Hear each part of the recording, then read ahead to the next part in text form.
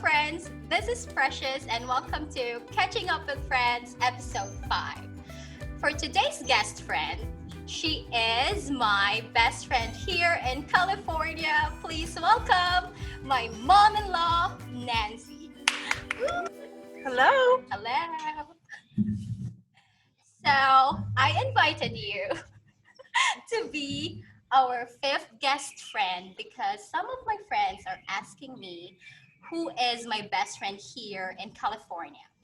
So I have Mark, and the second one is you. Yay! We will do fast talk, Ooh, okay. our relationship. Ooh, okay. And you can also give advices to our viewers. All right. Yes, real quick. Okay. That is fast talk. Okay, ready? Yes. Go. Favorite food? Chocolate and peanut butter cake. Favorite Filipino food? The thing you make that has the chicken in it and the carrots in it and the potatoes in it. Something. No, afritada. Yes, afritada. Favorite country to visit? Ooh, I think Italy. Favorite indoor activity? Indoor activity, reading. And crossword puzzles. Can I have 2? Yes, okay. Reading and crossword puzzles. Favorite outdoor activity? I like walking outside, like hiking. Okay. Favorite book? Oh, it's called Peace Like a River, and it's a novel, but it's magical realism, and it's got some spiritual overtones, even though it's not particularly a Christian book, but it's really, really a great story. Favorite restaurant? Was that too long of an answer? Yeah.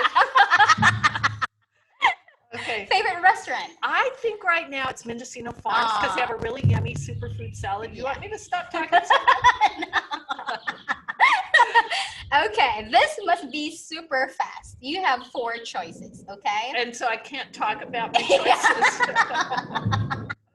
Just choose. Okay. Okay, 4 choices. Okay. Favorite person? Mark, Tim, Dad, James Wong. Oh, that's not James Wong.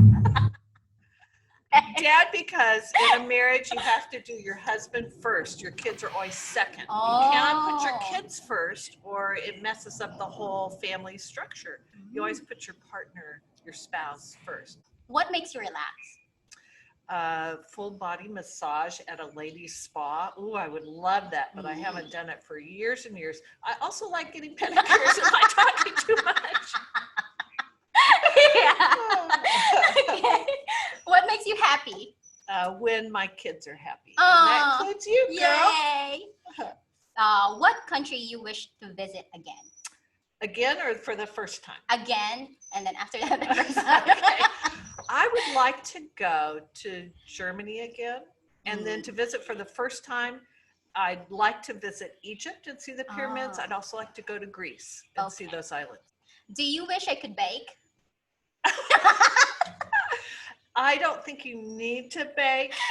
Do you wish I had a sweet tooth? A little bit. Because I fix you fabulous things to eat and you go, oh no, that's too sweet for me. Well, there is no such thing as too sweet. Okay. Do you wish I could eat your healthy food? Yes, but you do pretty much. I mean, you eat some of the salad now. Yeah. And, you know. Am I loud? Only sometimes. And only because it's kind of fun when you are. Oh, okay. Am I lazy?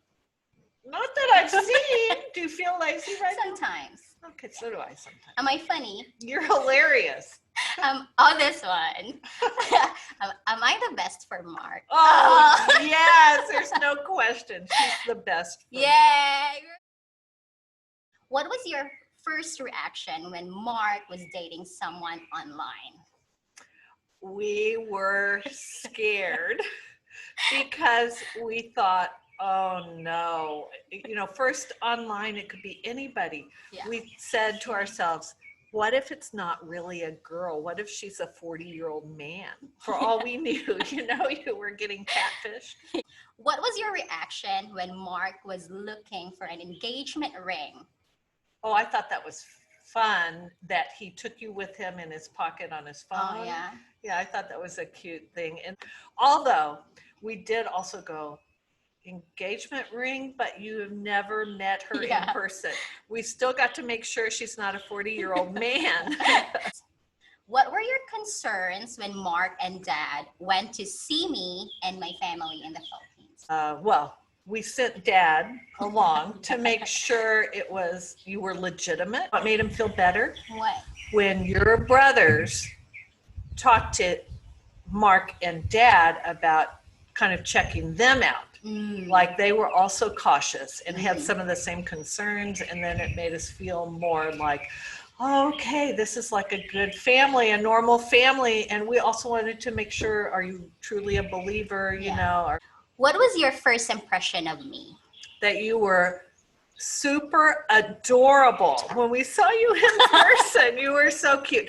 And you were also very welcoming because we Aw. were coming, you know, for the wedding, basically. So cute and very warm and very friendly. Very short.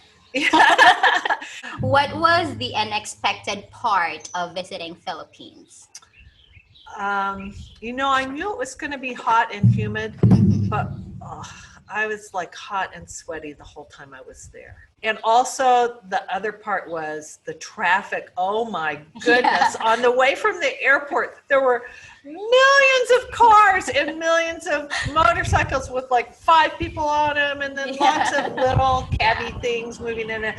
And that it's like the traffic rules are suggestions instead of The rules. absolutes. And here the rules are the rules, you know. Your traffic patterns are different, but I got used to it. It was kind of fun. You just have to be very brave. Yeah, you have to be very brave. I remember Jeff told us that there was fire on the ground, but it's actually just people burning their trash. Oh, yeah. So he's like, what's going on? What's going on? Mom, did you have any expectation of me? I expected that you would be lonely and miss your mom and dad and your family. I expected you would miss your church friends and your work friends. I expected, and that's probably true, right? Yeah. And I expected that you would miss, like that whole transition. You probably would not teach high school here because they're huge. So different. They are huge. And they're maybe not as polite as your students. And so I just thought, my expectation was it would be a very hard transition. What is your favorite activity that we do together? I like to go shopping with you. Me too. I like to, we haven't eat out very much with you just because of my diet restrictions and because of COVID. And COVID, yeah. But I would like to eat out more. Yeah. But I do like shopping. Yes. What is your favorite or best moment of us yet? I'll go first. Okay. One of the best is when we are singing in the car together and we don't know the lyrics. I think. And my favorite moment is when we received a call from USC that my transplant is good to go, and then you couldn't stop crying and hugging me. That was my favorite best moment. Those are both really good. Yeah. I would agree with both of those. I love that you grew up singing a lot of the same songs in church that I grew up singing, but it's different from what Mark grew up singing. So he doesn't know a lot of these songs, but yet you know all the same words that I know. And then we also both forget the same words in the same spot. So then we don't know all the words. But it's like singing with my sister almost, you know, and that's really fun. I love that. And my other favorite memory would be having you and Jether both come out of surgery and be okay. You know, just to be, and that you didn't reject the kidney and all that. I do also really treasure, I mean, it was stressful and hard, but I treasure that since Mark was working and I had just retired, that I got to be the one to go with you to all those doctor's appointments and talk to all those people and be on the phone and be firm with people if we needed to about insurance and when can you get appointments. And I really treasure that time. And then I thought, well, that probably made us closer. Plus you had only been here not even a year. Yeah. How long had you been here when you were diagnosed? 6 months? No, 8 months. Yeah, so it's like, how are you going to find your way through a medical Yeah. hierarchy that's hard even for I don't people who grew understand. up here? Yeah. This one, Mom. I think I asked you this before, but Let me see. okay. What did you think when I was getting sickly and I was just staying at home? I mean, in the Oh, room. that was awful. Yeah. Because first I thought, and you were also getting car sick every time we go someplace in the car. Remember when we went to SeaWorld and it was so hard to get down there driving because even in the car you didn't feel well? Oh, yeah. And then we didn't stay very long because you just didn't feel very well. And I thought, oh, you're adjusting to our climate or the food or, you know, that it's just all this unknown stuff. And then when you started getting leg cramps, I thought, oh no, there's something in the diet we're not providing. Like, and then you gave me all the bananas. Because in the past, I remember lack of potassium can cause leg cramps, and I thought, oh, okay, maybe she just needs to eat bananas. You know, it's just like, what's wrong? That kind of fixing. And then when you finally got that blood test, it's kind of a relief in a way, because then you know. Remember when you had to walk from here, the road was being repaired, so you had to walk out to the car, and you couldn't walk very far without just getting so tired. And I thought, oh no, what's wrong? Yeah. I thought I was just being lazy or something. No, it wasn't. But yeah, I felt very tired. It seemed like something more, but it's like, what? But then I didn't know you well enough to know, should I be pushing you more? Or encouraging you to work out, or was there something else? Auntie Jane and you and Mark and I in the room when Dr. Modelli and the doctors told me about my diagnosis. I remember feeling really sad for you and Mark. I think that in your first married life, just getting adjusted to being married can be difficult. The first year of marriage can be hard. And then you guys first had almost a year of Mark adjusting to your culture in your home. Then you had 6 months of you adjusting to Mark's culture and Mark's home. Yeah. Then you had a year of being terribly sick, you know, and even in that first 6 months, you didn't feel well. Felt like, oh, this is such a stress on you and Mark. And so I was concerned for your relationship. Two, mostly first concerned with your health. Then so glad that you were here where we knew you had good doctors and that you had good insurance, so you didn't have to pay many thousands of dollars. I was glad for that part, but so sad that you had to go through it. And you guys were so young. We were young. You still 26? Are young. You were 26 when you were diagnosed? I think so. 27 maybe, but whichever, you were too young. Yeah. And such a surprise, you know. I mean, like we always said, it's not a surprise to God. He knew this was going to happen. But nobody in your family has this disease, you know, what you wouldn't have known. Yeah. So. Yeah, it was surprising, and I feel like I felt terrible. It was so hard to swallow, but thank you, Lord. You were with me on like all of my journeys up and down, like driving test. You were with me in my driving test. That was fun. You were in driving test. You were present in all like my surgeries and my procedures. And starting to work when you started your job. Yeah. That, you were also with me in my hospital visits, my first dialysis in the dialysis clinic. How can you be so nice? Well, girl, you're easy to be nice to because you're such a sweetie pie. And I did also think about your mom and how much she would have wanted to be here with you, you know, during that. And I thought, oh, and if it had been Mark, I would have wanted your mom to be his mom, you know. And so I really, really wanted to do that for you too. Yeah. Can we talk about your driving test? Yes. So here, the driving test, they can flunk you. You know, it's not an automatic. You have to take a written test, and we knew you'd do well on that, and you did do well on that. But then you have to get in a car with a driving inspector. Yeah. And we stood in a long line. It took quite a while at DMV, right? Yeah. And we were standing there watching people come up with other driving instructors. Yeah. There were probably 5 or 6 driving not instructors, but driving testers. And they would drive up, and you could see the person go, and they had flunked the test. Yeah. And then you saw another one go, and they had flunked the test. Yeah. Then you saw one go, okay, this one passed. And so we had kind of picked out the driving testers. We thought, oh, that's a nice person. Yeah. She'd be good to go with. And then instead you got this man who Yeah. didn't talk to you at all, right?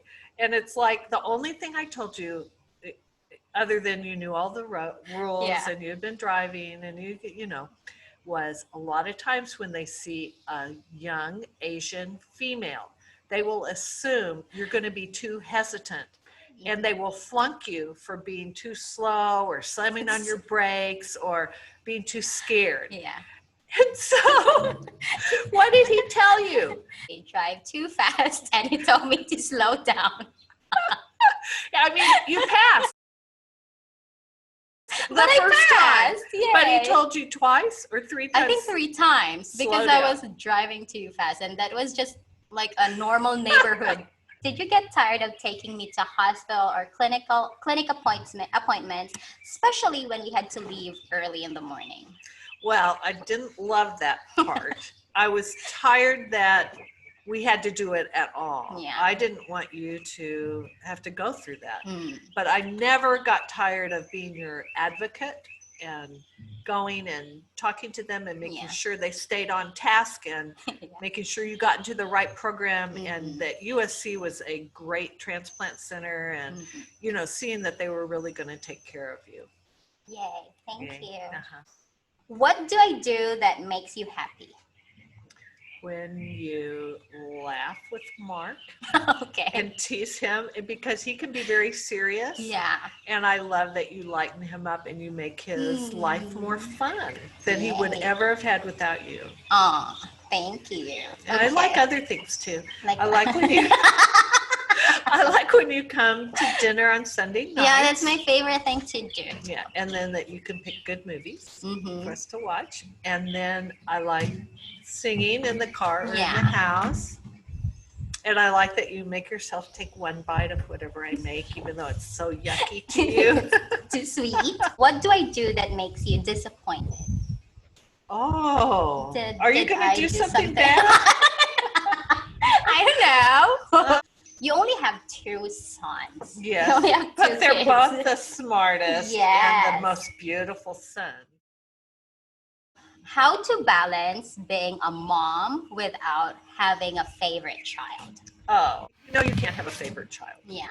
And so I actually do practical things, like at Christmas or on birthdays. I set a dollar limit, and I spend almost exactly the same amount of money on each of them. I do that for you and Ashley too. Oh, yay. So that I always know, okay, I'm spending this much for a birthday, I'm spending this much on Christmas for each kid. And even though you might get different numbers of gifts, I always make it work out to be the same money. I mean, I write it down and I write down the money. I know that's silly. Dad thinks that's kind of silly. Oh, it doesn't matter, just get them what they want. Yeah. No, but I want to be even handed, you know, and even if you guys don't really notice, I think it's still good. So to do it that way. Oh.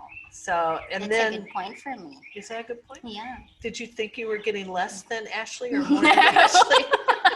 I feel like in the Philippines, I feel like Asian we really have this favoritism. Oh, that's So I feel like I'm bad. always the favorite. Oh, that's bad unless you're the favorite. Yeah. No, So yeah, see, I want to learn that one. Well, that's okay if every kid thinks they're the favorite, then that's fine. Because you love your kids the same, but you might like them for different reasons because they're different people. So Mark has different good qualities than Tim has, and so I might enjoy different things about each of them as people. But of course you're going to love them and spend the same amount of money on them. like you and Ashley are Yeah. very different, but Yeah, I like she's both so of you. cool. Oh, she's very She's cool. very cool. Aren't you cool too, but in a different way? Yeah. Like she doesn't sing with me, but then But she can go hiking with you without getting tired. exactly. So something different. What character do you see in Mark and Tim that reminds you of yourself? Let's see. Well, it might be different for the different boys, Mhm. but in Mark, I see that he's very task oriented. So that means he likes to get the job done and he feels a big sense of duty and responsibility. And I'm that same way. I'm very dutiful and he's also very dutiful. We're also actually both boys and both of us are compliant. Yes. We are rules followers. Yeah. We want to do the right thing. I really appreciate that both the boys, men now, Yeah. love the Lord and want to follow God and follow Jesus. And with Tim, he also is very, he and I both like to read some of the same books. Yeah. Mark's in school, so he doesn't have time to do that, but Tim and I read the same books and somewhat and enjoy that. And they're both talented writers. They both have a good turn of the phrase. You and Dad, how did you raise Mark and Tim to be so nice and responsible men? Oh, what a good question. We did our best. And there's a concept called the good enough mother or the good enough parent. Because I look back and I think, oh, I didn't do this right, or I didn't do that right, or I should have done this or that. Because like now, people are more familiar with parenting techniques, and there's classes, there's more, there's the internet, which we didn't have. So people are have better parenting skills. You can be a good enough mother, or a good enough parent. That's a good concept for me that we did our best and we loved them as best we could. And hopefully they felt that love and we trained them up in the way they should go. And when they're old, hopefully they won't depart from it. Oh, like that. Yeah. How am I as a daughter-in-law? You are lots of fun. And I think because your mom isn't here and your family isn't here, probably you are closer to me. And because you guys live close by. Yeah. And because you've been sick. Yeah. And we had to go through that together. And because you're transitioning to the U.S., Southern California, I think that makes you much closer. What activities do you want to do with your daughters-in-law? I would like to go to tea time with them. Oh. I thought that was really fun. We did that one time. Ashley. I would like to do paint by numbers with you. If we can finally find a time when we can all be together. Yeah. I would like to go on a cruise together. We like the idea of traveling with you guys coming along, Yeah. That makes it fun for us. Okay, Mom. Dun, Yes. dun, dun, dun, dun. What are your answered prayers? So grateful and thankful that they both are following the Lord. And I'm so grateful and thankful that they've both married women who follow the Lord. And because often that doesn't happen and it just is so hard on relationships, and so that is our baseline that makes everything better for us. So anything else we can handle. Things that you are still praying for. I'm praying that you don't reject this kidney ever. I'm praying that you could last for years with Jether's kidney. Thank you, Jether. Thank you, yeah. And that you can, if you guys decide to have babies, that you can do it with reduced medication so the baby won't be hurt, but that also you would not get sick and that you would not reject the kid, that kind of thing. That you could be healthy during a pregnancy. I pray that Mark will be able to finish his school and get a wonderful job. Do you think we are getting too dependent on you? I don't feel like that because I feel like you're quite separate from us right now.